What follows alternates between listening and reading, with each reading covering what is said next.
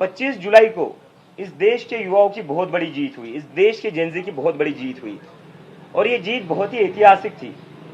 ये जीत ऐतिहासिक इसलिए थी क्योंकि जो सरकार कहती थी 12 साल से इस सरकार में इस्तीफे नहीं होते, इस देश के युवाओं ने, इस देश के जेनजी ने उस सरकार से इस्तीफा लिया और सिर्फ इस्तीफा ही नहीं लिया, इस सरकार को झुकने पर मजबूर किया है। तो उसके वजह से इस देश की, कई सारे लोग कहते हैं कि धर्मेंद्र प्रधान का इस्तीफा इस आंदोलन की सबसे बड़ी अचीवमेंट थी, इस आंदोलन का सबसे बड़ा सक्सेस था। वो तो एक सक्सेस था, लेकिन हम मानते हैं कि इस मूवमेंट की जो सबसे बड़ी सक्सेस थी, जो सबसे बड़ी अचीवमेंट थी, वो धर्मेंद्र प्रधान का इस्तीफा नहीं था। वो सबसे बड़ी अचीवमेंट थी कि लोगों के अंदर का जो डर था वो खत्म हो चुका है। जिन लोगों को, जिस देश को इस सरकार ने पिछले 10-12 साल में डरा कर रखा था, धमका कर रखा था कि खबरदार अगर किसी ने भी सवाल किया सरकार से तो उनके ऊपर केसेस करे जाएंगे, जेल में डाला जाएगा, उसके बाद भी देश के युवा सड़कों पर उतरे और इस तरह उतरे कि इस सरकार को झुकना पड़ा। तो हम मानते हैं इस आंदोलन की सबसे बड़ी अचीवमेंट जो है वो है लोगों के मन के अंदर का डर खत्म होना। इस युवा ने इस देश को उसकी आवाज वापस दी है, लोकतंत्र वापस दिया है, देश को हिम्मत दी है फिर से सरकार से सवाल करने की, जवाबदेही मांगने की। तो ये सबसे बड़ी अचीवमेंट है हमारी। और कई सारे लोगों के मन में अभी प्रश्न है कि कॉकरोच जनता पार्टी की आइडियोलॉजी क्या है, कॉकरोच जनता पार्टी की विचारधारा क्या है। तो मैं उस पर यह कहना चाहता हूं कि कॉकरोच जनता पार्टी की वही विचारधारा, वही आइडियोलॉजी है जो इस देश के संविधान की विचारधारा है। कॉकरोच जनता पार्टी डॉक्टर बाबा साहेब अम्बेडकर, महात्मा गांधी और पंडित जवाहरलाल नेहरू ने जो भारत का सपना देखा था, उनके सपनों का जो भारत था, उनकी जो फिलोसफीज थी, हमारी विचारधारा भी वही रहेगी। डॉक्टर बाबा साहेब अम्बेडकर का सोशल जस्टिस, महात्मा गांधी का नॉन वायलेंस एंड पीस और पंडित जवाहरलाल नेहरू ने जो मॉडर्न इंडिया का फाउंडेशन किया था, एक सपना देखा था आधुनिक भारत का, वो हमारी आइडियोलॉजी रहेगी, वो हमारी फिलोसफी रहेगी। उसके बाद आते हैं कि कॉकरोच जनता पार्टी का अब आगे का एजेंडा क्या है, कॉकरोच जनता पार्टी आगे जाकर क्या करने वाली है। तो मुझे आप सभी लोगों को बताते हुए खुशी हो रही थी कि कई सारे लोग हमें मैसेजेस कर रहे थे, मैसेजेस कमेंट्स पर पूछ रहे थे कि आगे क्या करोगे, आगे क्या करोगे। तो उस पर हम एक अनाउंसमेंट करने जा रहे हैं। सितंबर के महीने में कॉकरोच जनता पार्टी एक नेशन वाइड कैंपेन शुरू करने जा रही है। ये एक तरीके का नेशन वाइड टूर होगा हमारा। इस कैंपेन का नाम होगा क्या बोलती पब्लिक, क्योंकि अभी जो जरूरत है वो पब्लिक की बात होने का जरूरत है। पब्लिक को अपनी बात रखनी पड़ेगी, पब्लिक की आवाज सुनने का वक्त आ चुका है अब। और अगर आप पब्लिक की आवाज नहीं सुनोगे तो पब्लिक ये सड़कों पर उतरेगी।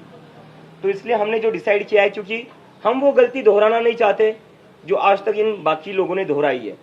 जंतर मंतर का जो हमारा एक्सपीरियंस रहा है, जो हमें समझ में आया है, वो ये रहा है कि इन लोगों का जो कोर फ्रस्ट्रेशन है, ये जो जेनजी है, इनका कोर फ्रस्ट्रेशन ये है कि इन लोगों को डिसमिस किया जाता है, इन लोगों को इग्नोर किया जाता है, इन लोगों से कोई बात नहीं करता है, इन लोगों से कोई पूछता नहीं है कि आपकी एक्सपेक्टेशंस क्या है, आपकी प्रॉब्लम्स क्या है, आपके सपने क्या है, इस देश को लेकर आपकी क्या उम्मीदें हैं, क्या होप्स है, ये कोई पूछता नहीं। तो हम वो गलती दोहराना नहीं चाहते।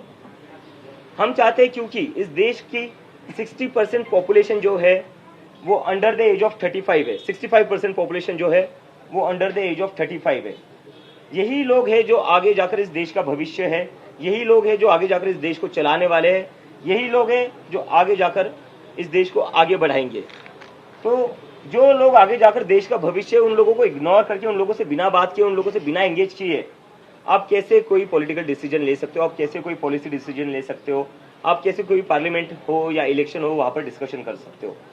तो हम जो करना चाहते हैं वो करना चाहते हैं इन लोगों से stakeholder consultation, because they are the biggest stakeholder in India right now. Future उनका दाव पर है, जिंदगी उनकी दाव पर है। तो कॉकरोच जनता पार्टी इन सभी पूरे देश भर में घूमेगी, इन सभी लोगों से बातचीत करेगी, समझेगी इनके मुद्दे क्या है, इनकी क्या एक्सपेक्टेशंस है और देश की एक इन टोटलिटी पॉलिटिक्स किस तरीके की होनी चाहिए, पॉलिटिक्स के मुद्दे क्या होने चाहिए। बिकॉज हम शुरुआत से कह रहे कि हम एक प्रेशर ग्रुप है जो चाहते कि एक पॉलिटिकल डिस्कोर्स चेंज हो इस देश का। क्योंकि पॉलिटिकल डिस्कोर्स में, हमारे देश के पॉलिटिकल डिस्कोर्स के नाम पर क्या होता है, यूपी में होता है शमशान बनेगा या कब्रिस्तान बनेगा, महाराष्ट्र में आते हैं तो कहते हैं बटोगे या कटोगे। इससे किसी को जॉब्स नहीं मिल रही है, इससे किसी को अच्छी शिक्षा नहीं मिल रही है। तो हम जो चाहते हैं वो ये है कि मुद्दों की बात हो, शिक्षा की बात हो, बेरोजगारी की बात हो और इसके साथ साथ इस देश के युवा, उनकी जो भी उम्मीदें, उनके जो भी कंसर्न्स हो, बात उस पर हो, देश के युवाओं की बात हो, उनके मन की बात ज़रूरी है, क्योंकि दे आर इन मेजॉरिटी। उनकी बात आपको सुननी पड़ेगी। और इसके साथ साथ हमारा जो अभी एक ये रहेगा कि कॉकरोच जनता पार्टी किन मुद्दों पर आगे बढ़ेगी। ये तो हो गया क्या बोलती पब्लिक, एक हमारा नेशन वाइड कैंपेन हो गया। कॉकरोच जनता पार्टी कौन से मुद्दे उठाएगी, ये भी एक बहुत क्यूरियोसिटी है, तो इस पर मैं बोल देता हूँ। एजुकेशन रिफॉर्म्स एक सबसे बड़ी हमारी टॉप प्रायोरिटी रहेगा, क्योंकि आज हमारी देश की जो भी हालत है वो इसी की वजह से, क्योंकि एजुकेशन प्रायोरिटी नहीं है। ना वो किसी भी पॉलिटिकल पार्टी की है, ना वो सरकार में जो लोग बैठे हुए, ना उसकी प्रायोरिटी है। तो इसलिए एजुकेशन रिफॉर्म्स हम चाहते हैं। आज की डेट में हमारे देश में एजुकेशन अनअफोर्डेबल बन चुका है। अगर किसी को अपने बच्चे को स्कूल में भेजना है, एडमिशन दिलवाना है प्राइवेट स्कूल में, सरकारी स्कूलों की तो क्या हाल कर रखी है हमने देखा ही है। पिछले 10 साल में 94,000 सरकारी स्कूल बंद कर दिए गए। इन स्कूलों को सुधारा जा सकता था, रेनोवेट किया जा सकता था, लेकिन सरकार ने क्या चुना? सरकार ने सरकारी स्कूलों को बंद करना चुना, क्योंकि फायदा इससे सीधा प्राइवेट स्कूलों को होगा। तो सरकार की तो कहीं पर भी प्राथमिकता नहीं है कि कैसे ज्यादा से ज्यादा बच्चों को एजुकेशन मिले। हम वो बदलना चाहते हैं। हम चाहते हैं कि ये जो शिक्षा को इतना एक्सपेंसिव बनाया है, स्कूलिंग को इतना एक्सपेंसिव बनाया हुआ है, वो एक तो पहले कम हो जाए। कैसे कोई family, middle class family, lower middle class family अपने बच्चे को अच्छा एजुकेशन दिला सकती है, जब उनको हर साल 1-1.5 लाख की तो फीस ही देनी पड़ती है फर्स्ट या सेकंड स्टैंडर्ड के लिए। उतनी तो ना इनकम होती है, ना सेविंग्स होती है फैमिलीज की। जो परिवार 40-50 हजार कमाता है, घर चलाने में उसकी 30-40 हजार जाएंगे, बचेगा क्या? बचेंगे 10 हजार हर महीने के। कहाँ से एक साल के वो 1-1.5 लाख भरेंगे? तो ये सबसे पहले कम होना चाहिए। प्राइवेट स्कूलों पर कैप लगना चाहिए फीस के रिगार्डिंग। सरकारी स्कूलों पर सरकार को काम करना पड़ेगा। आपकी जिम्मेदारी है सरकारी स्कूल चलाना। जिस तरह से अपने डीमोनेटाइजेशन के बाद हर जिले में अपने मुख्यालय खोल दिए थे, अपने हेडक्वार्टर्स खोल दिए थे, आपने क्यों वैसे स्कूल्स नहीं खोले? उल्टा आप स्कूल बंद करते गए हो। तो ये नहीं चलेगा। एजुकेशन रिफॉर्म जरूरी है। और ये बस प्राइमरी स्कूल की बात नहीं है, जो कॉलेजेस में भी डोनेशन आते, मैनेजमेंट कोटा चलता है, डोनेशंस के नाम पर जो सीटें भरी जाती है। एक तो सीटें कम है हमारे देश में, कॉलेजेस में सीटें कम है, जिसकी वजह से कई लोगों का हक मारा जाता है। मैनेजमेंट कोटा के ऊपर कोई बात नहीं करता है। 25-25, 30-30 लाख देकर वहां पर सीटें भरी जाती है, उसके ऊपर कोई बात नहीं करता है। तो एजुकेशन रिफॉर्म्स को हम पुश करेंगे, जहां पर हम चाहते हैं एजुकेशन अफोर्डेबल बने।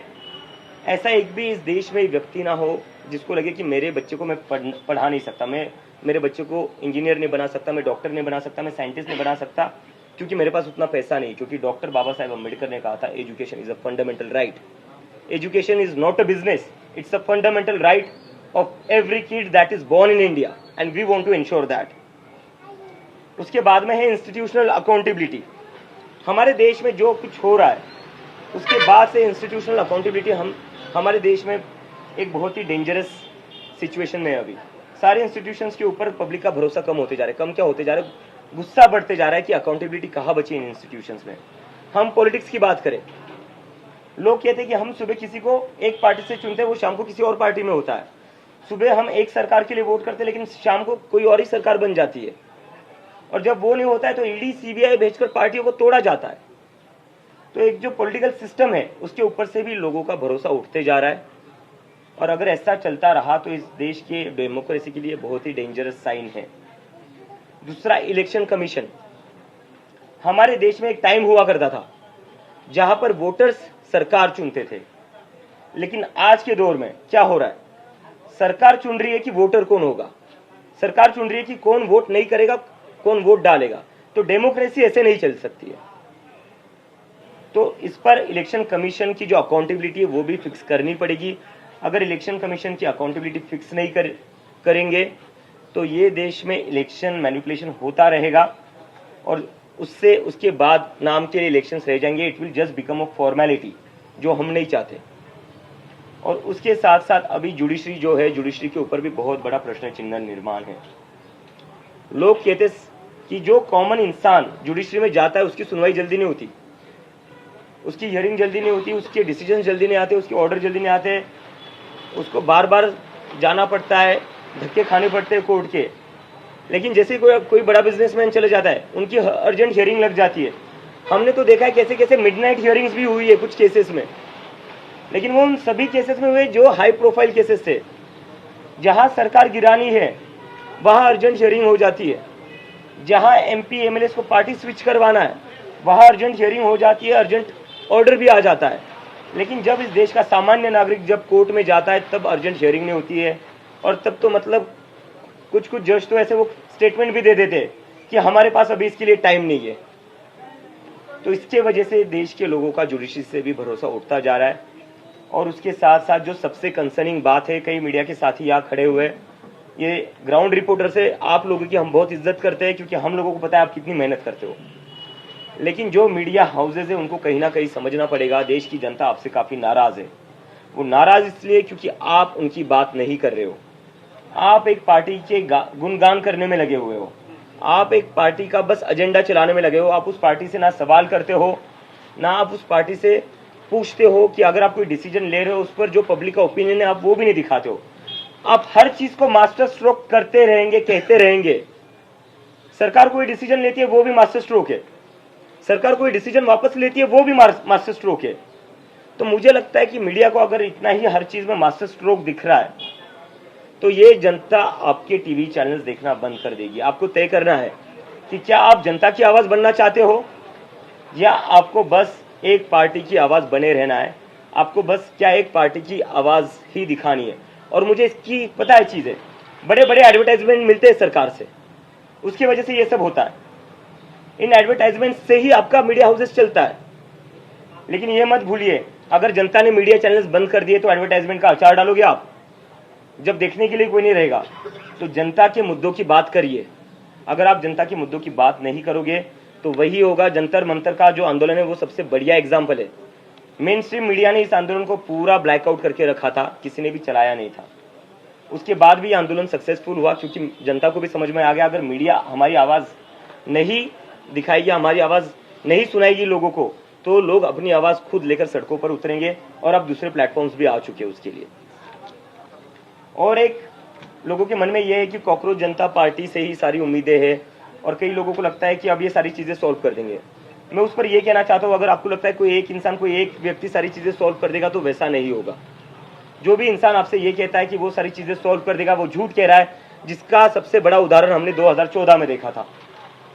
कोई एक इंसान, कोई एक व्यक्ति, कोई एक ऑर्गेनाइजेशन कभी भी इतने बड़े देश का जो इतना डाइवर्स है उसका सोल्यूशन नहीं दे सकता है। इसके लिए हम जितने भी लोग हमारी मूवमेंट से जुड़े थे या आगे जुड़ना चाहते हैं, जितने भी एनजीओज हो, जितने भी सोशल एक्टिविस्ट हो, सिविल सोसाइटीज हो, जितने भी ऑर्गेनाइजेशंस हो जो काम करते हैं अलग अलग चीज़ों पर, चाहे एजुकेशन हो, चाहे हेल्थ हो, चाहे और कोई इश्यूज हो, उन सभी से हम बातचीत करेंगे। उन सभी का हम एक ब्रॉडर कोएलिशन बनाएंगे क्योंकि अभी जो देश को ज़रूरत है वो ज़रूरत है सभी लोगों को अपने पॉलिटिकल आइडियोलॉजीज से ऊपर उठकर एक साथ आने की और देश के लिए एक ऐसा ग्रुप बनाने की जो इस सरकार पर प्रेशर डाल सके, बाकी पॉलिटिकल पार्टियों पर प्रेशर डाल सके कि अब तो तुम्हें जनता की बात सुननी पड़ेगी, क्योंकि अब तो तुम्हें जो जनता कहेगी वही करना पड़ेगा, क्योंकि this is what democracy is, of the people, by the people, for the people.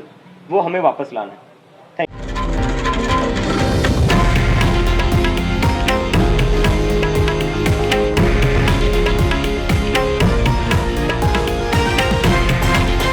हे आहे देशातील नंबर 1 न्यूज नेटवर्क आणि आपण पाहत आहात TV9 मराठी, एकमेव।